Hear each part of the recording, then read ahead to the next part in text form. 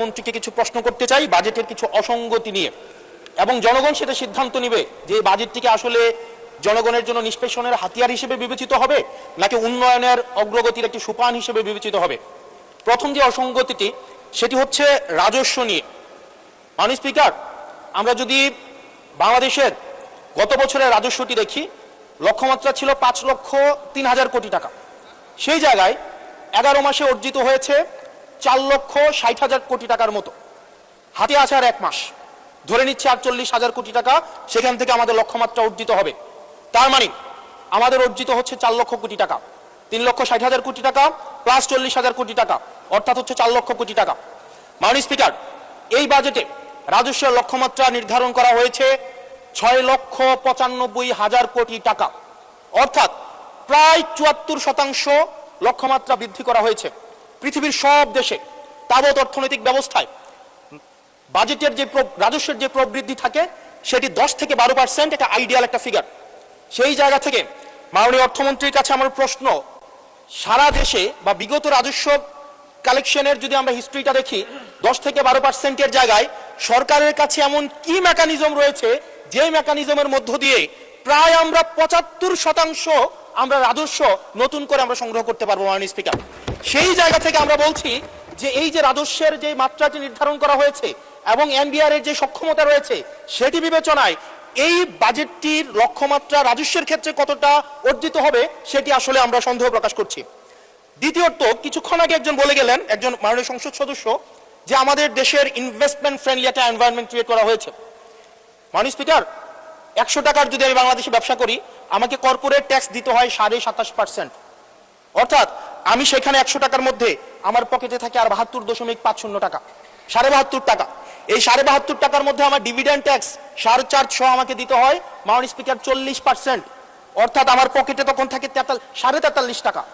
এই 43.5 টাকা আমি 100 টাকা ইনকাম করি, আমার সর্বসাকুল্যে আমার ট্যাক্স চলে যায় 56.5%।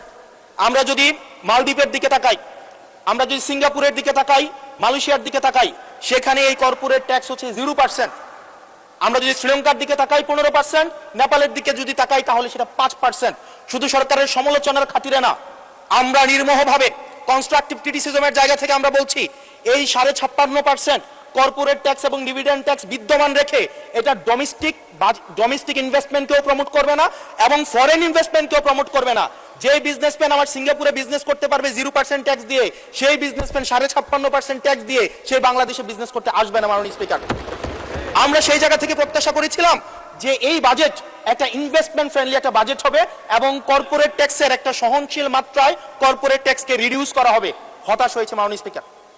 মাননীয় স্পিকার, আমরা যদি পরবর্তী যে অসঙ্গতিটা সেটা হচ্ছে মূল্যস্ফীতি এবং জিডিপির যে লক্ষ্যমাত্রা নির্ধারণ করা হয়েছে, বর্তমানে মূল্যস্ফীতি হচ্ছে 9.4% এবং আমরা যদি খাদ্যপণ্যের মূল্যস্ফীতি ধরতে যাই সেটা 12%-এরও বেশি। এখন এই বাজেটে নির্ধারণ করা হয়েছে মূল্যস্ফীতি সেটা আমাদের 7.5% রিডিউস করা হবে। পৃথিবীর সব দেশে, সব বাজেটে, সব অর্থনৈতিক ব্যবস্থায় মূল্যস্ফীতিকে নিয়ন্ত্রণ করার স্বীকৃত মাধ্যম হচ্ছে দুইটা। একটা হচ্ছে উচ্চ হারে সুদ নির্ধারণ করা অথবা গভর্নমেন্ট এক্সপেন্ডিচার কমিয়ে নিয়ে আসা।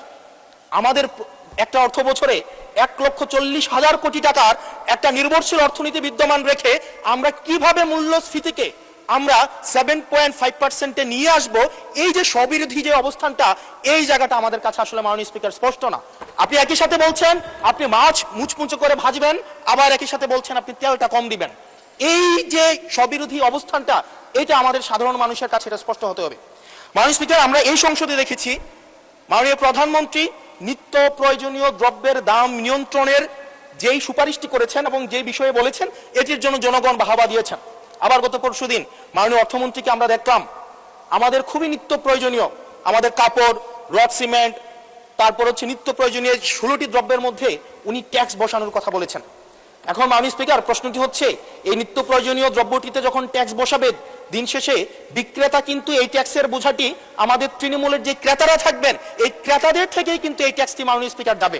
সুতরাং যখন বলা হয়েছে নিত্য প্রয়োজনীয় দ্রব্যের দাম কমানো হবে, আবার বলা হচ্ছে ট্যাক্স বাড়ানো হবে, এটিও কিন্তু মাননীয় স্পিকার একটি সাংঘর্ষিক অবস্থায় রয়েছে।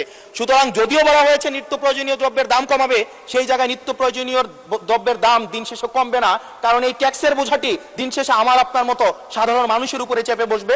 দিন শেষে এই জায়গাটি হচ্ছে মাননীয় স্পিকার প্রশ্নবিদ্ধ। মাননীয় স্পিকার, আমরা সরকার দল থেকে একটি কমিটমেন্ট পেয়েছিলাম নির্বাচনের আগে, সেটি হচ্ছে আগামী 5 বছরে এই 4 মাস সহ 1 কোটির উপরে কর্মসংস্থান নিশ্চিত করা হবে। 1 কোটি কর্মসংস্থান। এখন প্রত্যেক মাসে আপনার 1.5 লক্ষ কর্মসংস্থানেরও বেশি। তার মানে এই 4 মাসে সেই হিসাবে কর্মসংস্থান বৃদ্ধি পাওয়ার কথা 6 লাখ এই 4 মাসে। আপনাদের কাছে প্রশ্ন, মাননীয় অর্থমন্ত্রী, এই 4 মাসে কয়টি কর্মসংস্থান নিশ্চিত হয়েছে? আদৌ কি 6 লাখ কর্মসংস্থান নিশ্চিত হয়েছে? যদি হয়ে থাকে সেই কর্মসংস্থানগুলো কোথায়? সেই চাকরিগুলো কোথায়? যারা শিক্ষিত হয়ে সার্টিফিকেট হাতে নিয়ে চাকরির জন্য দুয়ারে দুয়ারে যাচ্ছে, ক্ষুদ্র ঋণের জন্য দুয়ারে দুয়ারে যাচ্ছে, আসলেই কি আমরা এই 6 লাখ কর্মসংস্থান আমরা সৃষ্টি করতে পেরেছি কিনা, নাকি নির্বাচনের আগে সেটি শুধুমাত্র প্রতিশ্রুতির মধ্যেই সীমাবদ্ধ থাকবে? এই বিষয়টি আমাদের স্পষ্ট হতে হবে।